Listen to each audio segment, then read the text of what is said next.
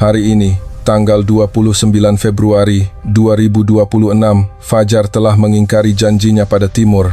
Ia tidak datang sebagai janji cahaya yang lembut, melainkan meraung dari barat, dalam wujud bilah-bilah plasma yang merobek tirai beludru yang masih basah oleh embun malam di langit Teheran.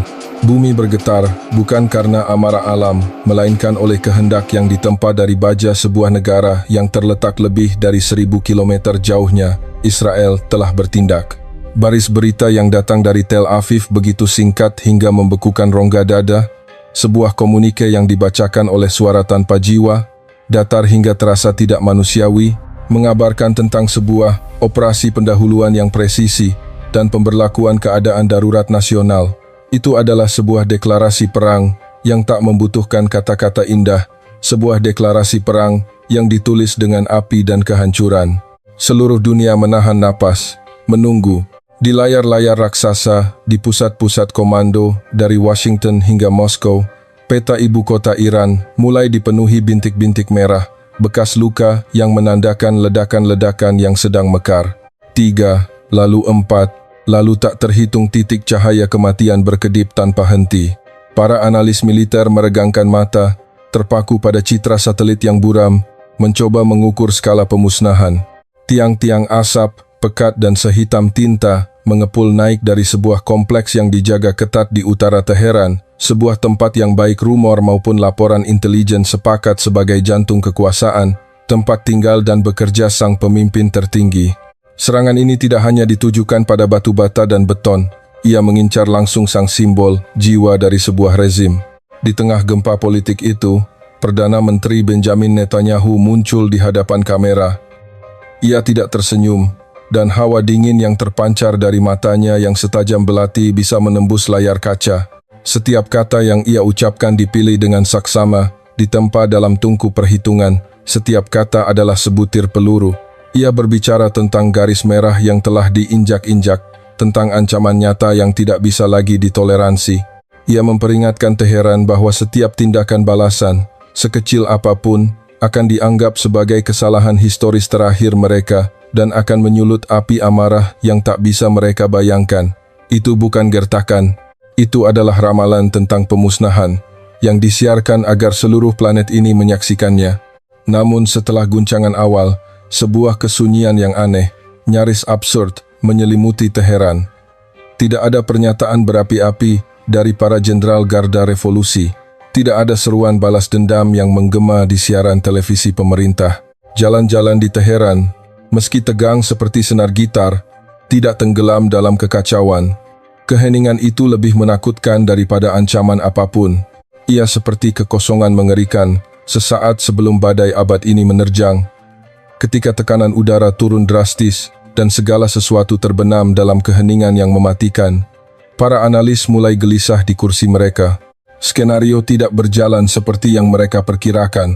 Sebuah serangan pendahuluan selalu bertujuan untuk mengejutkan dan melumpuhkan sistem saraf lawan, memaksa mereka bereaksi secara naluriah dalam kepanikan. Tetapi Iran tidak melakukan apa-apa. Mereka diam, dan dalam keheningan yang menakutkan itu, sebuah pertanyaan raksasa mulai terbentuk. Apa yang sebenarnya terjadi di bawah abu itu? Di Langley dan Fort Meade, otak-otak paling cemerlang dari intelijen Amerika bekerja dalam keadaan nyaris hiruk-pikuk. Mereka benar-benar telah dikelabui. Meskipun sekutu sedara, Israel telah bertindak sendiri. Tidak ada pemberitahuan, tidak ada konsultasi. Presiden Amerika baru diberitahu beberapa menit sebelum rudal pertama menghantam tanah. Kemarahan di ruang situasi Gedung Putih begitu pekat, bisa dirasakan melalui saluran telepon terenkripsi. Tapi ini bukan waktunya untuk saling menyalahkan. Tugas mereka adalah untuk mengerti. Mereka menyaring terabyte data, pesan-pesan terenkripsi yang disadap, citra satelit yang tajam. Mereka mencoba menyatukan kepingan-kepingan teka-teki. Ledakan itu nyata, kerusakan itu nyata, tapi mengapa Teheran membisu? Seorang analis tingkat rendah di Departemen Sinyal, seseorang yang telah menghabiskan masa mudanya menyadap frekuensi komunikasi Korps Garda Revolusi Islam, adalah yang pertama kali menyadari keanehan itu. Bukan dari apa yang ia dengar, melainkan dari apa yang tidak ia dengar. Kesunyian. Kesunyian mutlak, begitu sempurna hingga menyeramkan di seluruh saluran komando dan kendali tertinggi. Tidak ada panggilan panik, tidak ada perintah mobilisasi darurat, tidak ada satu suara pun. Seolah-olah seseorang telah mencabut steker seluruh sistem saraf militer Iran. Awalnya, ia mengira itu tapi kekosongan suara ini berlangsung terlalu lama, menyelimuti segalanya dengan begitu sempurna. Sebuah hipotesis mulai tumbuh. Mungkin target-target fisik hanyalah tabir asap. Mungkin pukulan telak tidak dilancarkan dengan bahan peledak, melainkan dengan barisan kode biner. Sementara seluruh dunia terpaku pada tiang-tiang asap di Teheran, sebuah perang lain, perang tak kasat mata, mungkin telah dimulai dan berakhir dalam sekejap mata. Gagasan ini awalnya dikesampingkan karena terlalu liar, terlalu berani. Tetapi semakin dianalisis, ia menjadi semakin masuk akal secara menakutkan. Dan kemudian, kebenaran mulai merembes keluar, bukan dari komunik resmi, melainkan dari bocoran-bocoran yang diperhitungkan dengan cermat. Serangan Israel bukanlah operasi serangan udara biasa. Itu adalah sebuah mahakarya perang multidomain, sebuah simfoni kehancuran. Rudal-rudal jelajah itu hanyalah pembuka, sebuah pertunjukan suara dan cahaya untuk menipu seluruh dunia. Mereka adalah kuda Troya abad ke-21. Di dalam rudal-rudal itu, tidak hanya berisi hulu ledak, mereka juga membawa perangkat penyebar sejenis virus komputer generasi baru, senjata digital yang mampu mereplikasi diri dan menyebar dengan kecepatan cahaya.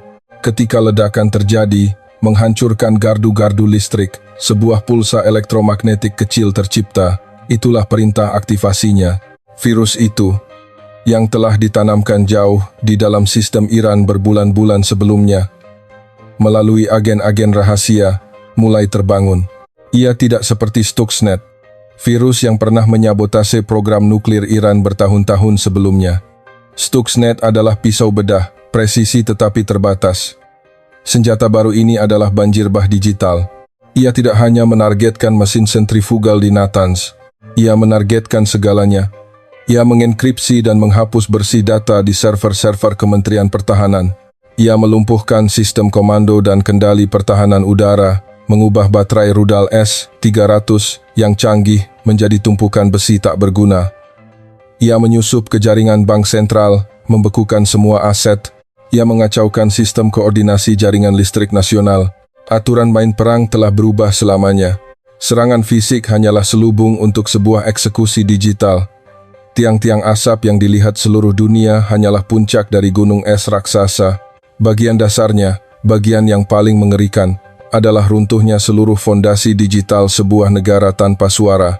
Iran tidak membalas, bukan karena mereka tidak mau, tetapi karena mereka tidak bisa. Para jenderal mereka berteriak ke telepon-telepon yang mati. Landasan peluncuran rudal mereka menerima koordinat yang tak berarti. Para pemimpin mereka terputus sepenuhnya dari mesin kekuasaan yang mereka ciptakan sendiri. Kesunyian dari Teheran kini memiliki arti yang sama sekali berbeda.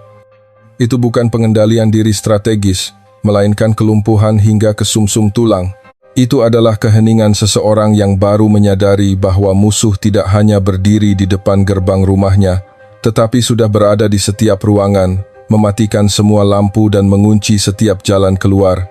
Peringatan Netanyahu kini juga bergema dengan nada baru, lebih berbisa dan kejam. Amarah yang tak bisa mereka bayangkan bukanlah hujan bom di masa depan.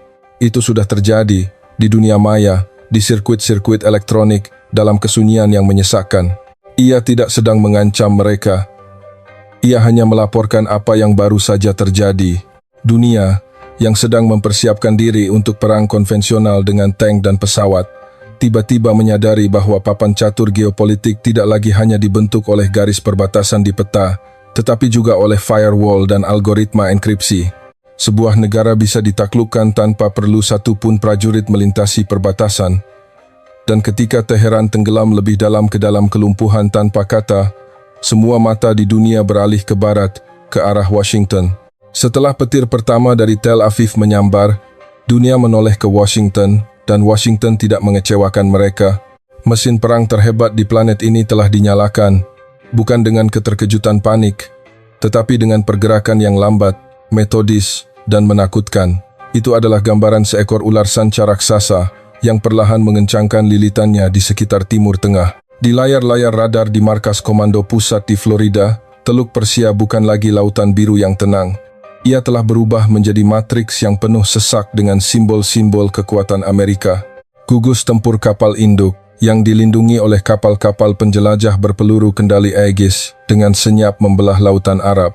Di langit, bayangan benteng-benteng terbang B-52 yang lepas landas dari pangkalan-pangkalan jauh seperti Diego Garcia melayang-layang di pinggir wilayah udara Iran. Para pejabat anonim di Pentagon mulai membocorkan informasi kepada pers.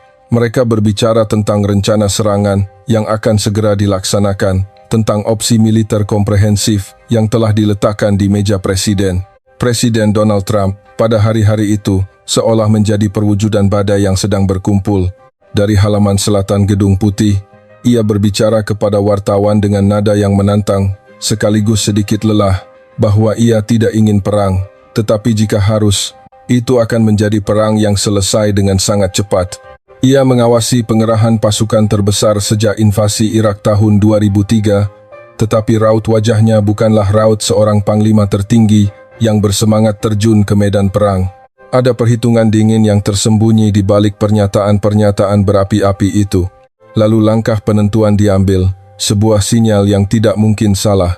Kedutaan Besar AS di Israel, sebuah benteng kokoh di Yerusalem, menerima telegram rahasia. Hanya beberapa jam kemudian, sebuah pengumuman disiarkan, pegawai pemerintah non-esensial dan anggota keluarga mereka diizinkan meninggalkan Israel. Demi kehati-hatian maksimal, tulis pengumuman itu. Tetapi semua orang mengerti arti sebenarnya. Ketika sebuah negara adidaya mulai mengevakuasi warganya dari wilayah sekutu terdekatnya, itu karena mereka mengantisipasi bahwa wilayah itu akan menjadi target pembalasan yang dahsyat. Tetapi di dalam kelancaran mesin perang Amerika yang menakutkan itu, retakan-retakan kecil mulai muncul. Para jenderal bintang 4 di Pentagon merasa ada sesuatu yang tidak beres. Pengerahan pasukan ini terlalu terbuka, terlalu pamer. Perang modern menuntut kejutan. Namun mereka malah sedang melakukan unjuk kekuatan untuk disaksikan seluruh dunia.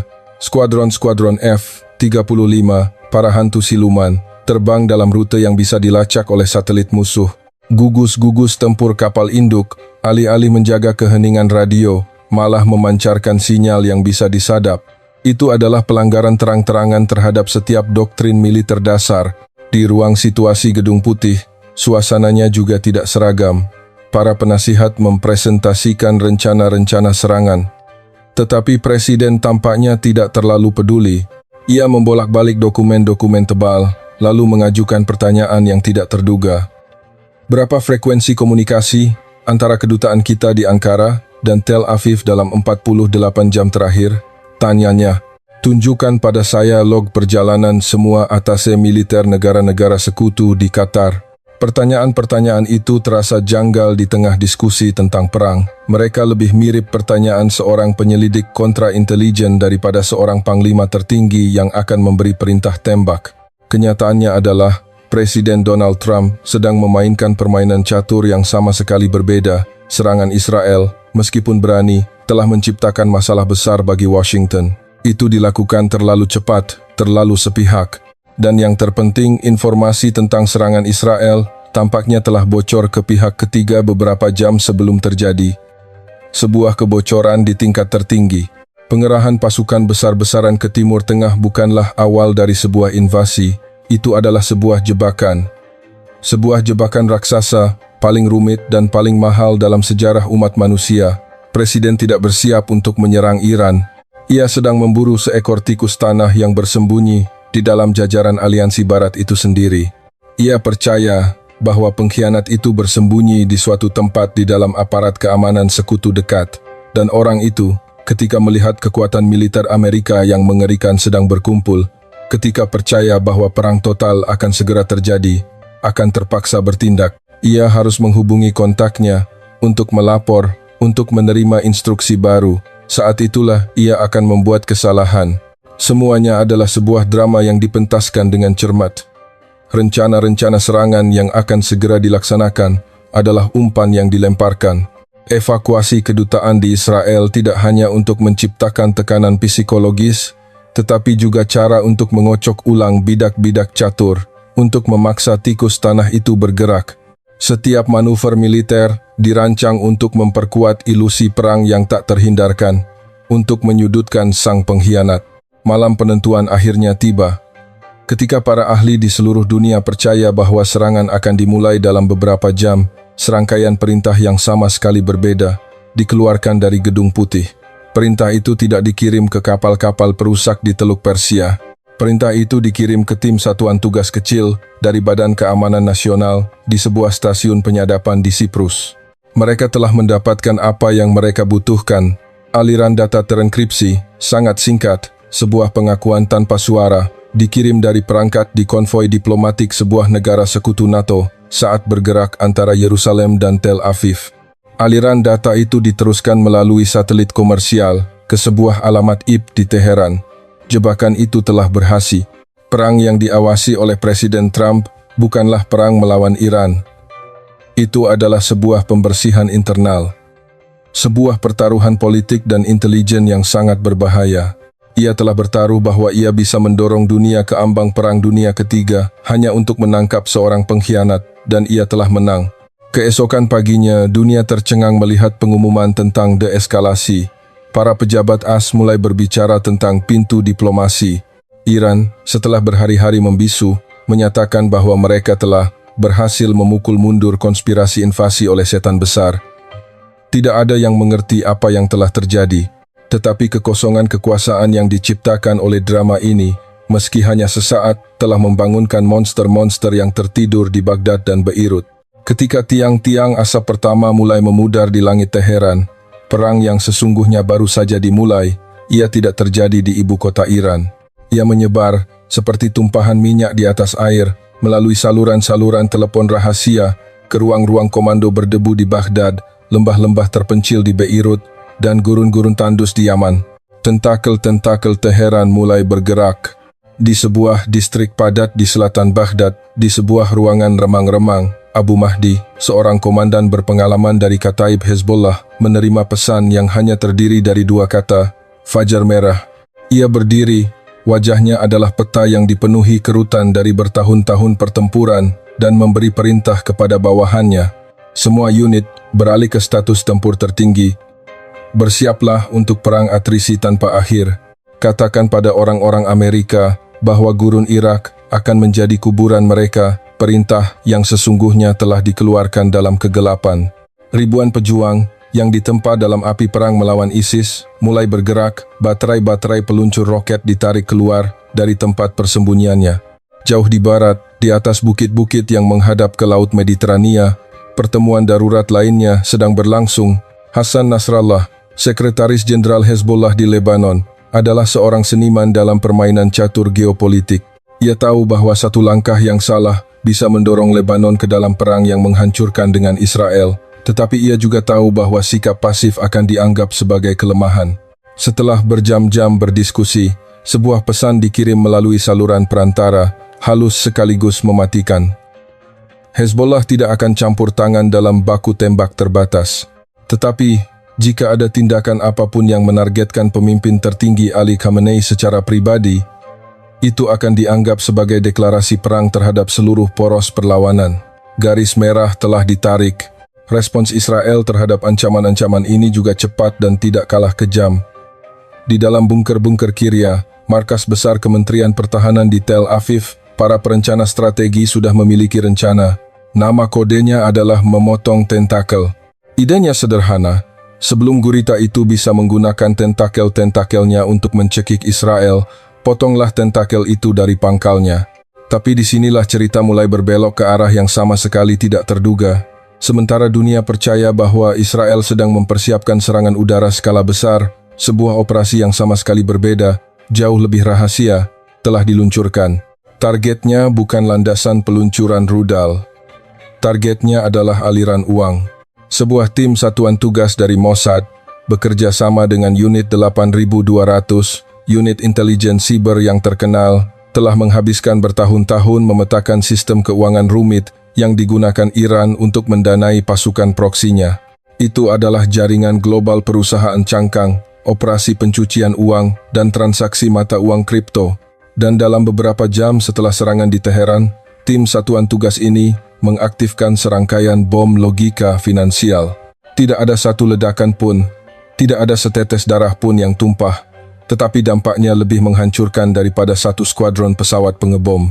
Ratusan juta dolar di rekening-rekening bank yang terkait dengan Hezbollah dan Kataib Hezbollah tiba-tiba dibekukan, transfer uang internasional diblokir, dompet-dompet mata uang kripto tiba-tiba terkuras oleh peretas tak dikenal, rantai pasokan senjata yang bergantung pada pembayaran rahasia tiba-tiba putus.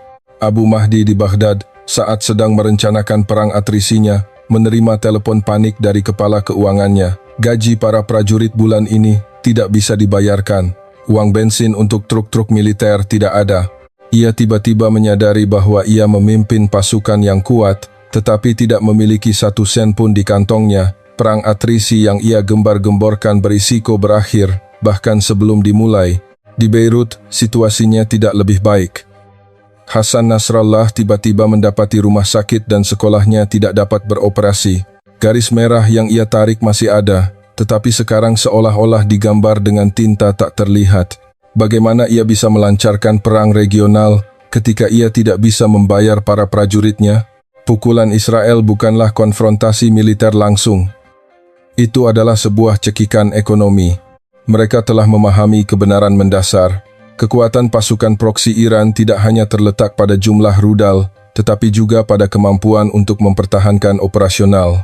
Dengan memutus aliran uang, Israel telah melumpuhkan musuh-musuh mereka tanpa melepaskan satu tembakan pun. Pembalikan keadaan ini sangat ironis. Kelompok-kelompok bersenjata yang bangga akan kemampuan mereka melakukan perang asimetris kini menjadi korban dari taktik asimetris lainnya. Mereka bisa menembak jatuh sebuah pesawat tanpa awak, tetapi bagaimana mereka bisa melawan musuh tak kasat mata yang mencekik nadi keuangan mereka dari belahan bumi lain? Dan kemudian, kebenaran terakhir yang paling menakutkan terungkap. Orang yang memberikan Mossad peta rinci jaringan keuangan ini tidak lain adalah seorang pejabat tinggi di pasukan Quds. Ia telah dibeli bukan dengan uang, tetapi dengan janji masa depan yang berbeda untuk negaranya, masa depan yang tidak lagi terisolasi. Ia percaya bahwa satu-satunya cara untuk menyelamatkan Iran adalah dengan memotong tentakel-tentakel kanker yang menguras sumber daya nasional. Perang ini, perang angka dan pengkhianatan, bukanlah pilihan pertama. Itu adalah hasil tak terhindarkan dari sebuah perdamaian yang telah lama dibunuh di ruang-ruang berlapis emas di Jenewa. Perang tidak dimulai dengan sebuah ledakan. Ia dimulai dengan kesunyian. Kesunyian di sebuah ruangan mewah namun sesak dengan bau kegagalan yang telah diramalkan di Jenewa, Swiss. Di sanalah upaya-upaya terakhir untuk menyelamatkan perdamaian sedang sekarat. Tidak ada suara tembakan, hanya benturan kering dari pandangan-pandangan dunia yang tidak dapat didamaikan. Di satu sisi meja perundingan, delegasi Amerika yang dipimpin oleh seorang diplomat veteran dengan rambut putih keperakan dan tatapan lelah, meletakkan sebuah dokumen di atas meja. Dokumen itu tidak tebal, tetapi setiap halamannya mengandung bobot sebuah ultimatum. Tuntutan diajukan dengan dingin. Teheran harus menghancurkan sepenuhnya 3 fasilitas nuklir utamanya. Fordow, yang dibangun jauh di dalam perut gunung batu. Natanz, jantung dari program pengayaan uranium. Dan Arak, reaktor air berat. Tidak hanya itu, seluruh cadangan uranium yang diperkaya, hasil kerja keras bertahun-tahun, harus diserahkan kepada pihak ketiga yang ditunjuk oleh AS. Itu bukanlah sebuah proposal. Itu adalah tuntutan penyerahan diri tanpa syarat. Di seberang meja, Abbas Araghchi, Wakil Menteri Luar Negeri Iran, seorang pria dengan janggut yang dipangkas rapi dan sikap sopan seorang cendekiawan, mendengarkan tanpa menunjukkan keterkejutan. Ketika diplomat Amerika selesai, Araghchi hanya tersenyum sedih. Ia perlahan mendorong kembali dokumen itu. "Apa yang Anda minta," katanya dengan suara lembut namun tegas, "bukanlah pelucutan senjata. Itu adalah perampasan hak bela diri yang sah dari sebuah negara berdaulat. Kami telah mengatakan berkali-kali, program kami murni untuk tujuan damai." Kemudian ia menambahkan sebuah pertanyaan retoris, sebuah tusukan diplomatis. "Kapan kita akan mulai membahas persenjataan nuklir yang tidak diumumkan milik sekutu terdekat Tuan di kawasan ini?" Pertanyaan itu menggantung di udara. tanpa jawaban. Semua orang di ruangan itu tahu ia sedang membicarakan Israel, dan semua orang tahu itu adalah topik terlarang. Perundingan berakhir tak lama setelah itu. Tidak ada jabat tangan. Pintu diplomasi tidak hanya tertutup, ia telah terkunci dan disegel. Di tengah papan catur perhitungan destruktif dan ultimatum tanpa kompromi ini, sebuah filosofi lain, sebuah jalan lain tampaknya terlupakan. Di belahan dunia lain, sebuah negara yang pernah melewati perang-perang paling dahsyat, yang pernah menghadapi negara-negara adidaya terkuat, memilih jalan yang berbeda. Negara itu adalah Vietnam, dan filosofi mereka dapat diringkas dalam citra pohon bambu. Akarnya mencengkeram dalam ke tanah sejarah dan kedaulatan nasional, kokoh dan tak tergoyahkan. Tetapi batang dan cabangnya sangat lentur, luwes, mampu membungkuk di hadapan angin kencang zaman tanpa patah. Kebijakan luar negeri bambu Vietnam bukanlah kelemahan, melainkan puncak dari kearifan strategis. Mereka tidak memilih pihak dalam konfrontasi antar negara adidaya, melainkan memilih untuk berteman dengan semua, mengubah lawan potensial menjadi mitra, mengubah tantangan geopolitik menjadi peluang ekonomi. Sementara Timur Tengah terbakar oleh kebencian abadi, Vietnam telah membuktikan bahwa kekuatan sejati sebuah negara tidak terletak pada gudang misilnya, melainkan pada keteguhan prinsip dan fleksibilitas taktik, pada kemampuan untuk membangun negara dari dalam dan menciptakan posisi yang tidak dapat diabaikan di panggung internasional. Itu adalah pelajaran tentang bertahan hidup dan berkembang yang tampaknya telah diabaikan oleh Teheran, Tel Aviv, dan Washington dalam kehausan mereka akan kekuasaan. Tetapi di Jenewa, tidak ada tempat untuk filosofi bambu. Yang ada hanyalah benturan batu-batu granit. Karena apa yang terjadi di ruangan di Jenewa itu hanyalah sebuah sandiwara, sebuah pertunjukan publik. Perundingan yang sesungguhnya, perundingan yang menentukan nasib jutaan orang, telah berlangsung beberapa minggu sebelumnya di sebuah saluran komunikasi rahasia yang hanya diketahui oleh segelintir orang di Washington dan Teheran. Pemprakarsa saluran komunikasi ini bukanlah para diplomat, melainkan badan-badan intelijen. Perwakilan dari pihak AS adalah seorang mantan agen CIA yang fasih berbahasa Farsi. Perwakilan dari pihak Iran adalah seorang jenderal senior dari pasukan Quds, seorang yang pragmatis. Dalam percakapan terenkripsi itu, pihak Amerika mengajukan tawaran yang sama sekali berbeda. Mereka tidak meminta Iran menghancurkan fasilitas nuklirnya. Sebaliknya, mereka menawarkan untuk mengakui secara tidak resmi hak Iran untuk memperkaya uranium pada tingkat terbatas. Sebagai gantinya, mereka menginginkan sesuatu yang jauh lebih penting. Iran harus menarik diri sepenuhnya dari busur Syiah, mundur dari Suriah, memutus dukungan untuk Hezbollah di Lebanon, dan berhenti mencampuri urusan Irak. Pada dasarnya, mereka meminta Iran untuk melepaskan ambisinya menjadi kekuatan regional sebagai ganti kelangsungan hidup program nuklirnya. Itu adalah tawar-menawar geopolitik tingkat tertinggi. Nuklir ditukar dengan pengaruh. Jenderal Iran itu tertarik dengan tawaran ini. Ia melihat di dalamnya sebuah jalan keluar bagi negaranya dari kepungan sanksi. Ia tahu bahwa mempertahankan imperium proksi di luar negeri menguras perekonomian Iran. Ia telah mempresentasikan rencana ini kepada faksi kecil di kalangan pimpinan tertinggi di Teheran. Mereka hampir mencapai kesepakatan awal. Secercah harapan samar telah muncul, tapi kemudian berita tentang saluran komunikasi rahasia ini bocor, dan yang membocorkan informasi itu tidak lain adalah Israel. Mossad, dengan jaringan intelijennya yang padat, telah mendeteksi perundingan rahasia tersebut. Bagi mereka, prospek kesepakatan semacam itu adalah mimpi buruk. Sebuah Iran yang memiliki teknologi nuklir, meskipun terbatas, tetap merupakan ancaman eksistensial. Tetapi yang lebih buruk adalah, kesepakatan semacam itu akan melegitimasi posisi Iran, mencabut sanksi-sanksi. Mereka tidak bisa membiarkan itu terjadi. Dengan membocorkan berita kepada faksi-faksi elang baik di Washington maupun Teheran, Mossad berhasil menyabotase perundingan tersebut. Di AS, para penentang kesepakatan menuduh pemerintah melunak pada rezim teroris. Di Iran, kelompok garis keras mengutuk para negosiator sebagai pengkhianat. Tekanan politik menjadi tak tertahankan. Saluran komunikasi rahasia itu diputus. Perundingan publik di Jenewa setelah itu hanyalah sebuah sandiwara yang dipentaskan untuk menutupi kegagalan pahit ini. Tuntutan keras Amerika bukanlah strategi negosiasi, melainkan cara untuk sengaja mendorong Iran ke posisi yang tidak dapat diterima. Desakan Iran pada tujuan damai program nuklirnya juga menjadi kebohongan ketika mereka tahu bahwa tidak ada tawaran tulus yang diletakkan di atas meja. Kedua belah pihak sedang berakting dan penontonnya adalah seluruh dunia. Runtuhnya diplomasi bukanlah penyebab utama perang. Itu hanyalah gejalanya. Penyebab sebenarnya adalah keberadaan pihak ketiga, seorang pemain kuat yang memiliki kepentingan vital dalam mempertahankan konflik. Israel, dengan sebuah langkah intelijen yang brilian, telah berhasil mengubah dua musuh bebuyutan menjadi boneka dalam permainan caturnya sendiri. Mereka telah mendorong AS dan Iran ke jalan menuju perang, bukan karena mereka ingin melihat perang total, tetapi karena mereka percaya bahwa konflik terbatas adalah satu-satunya cara untuk mengatur ulang jam.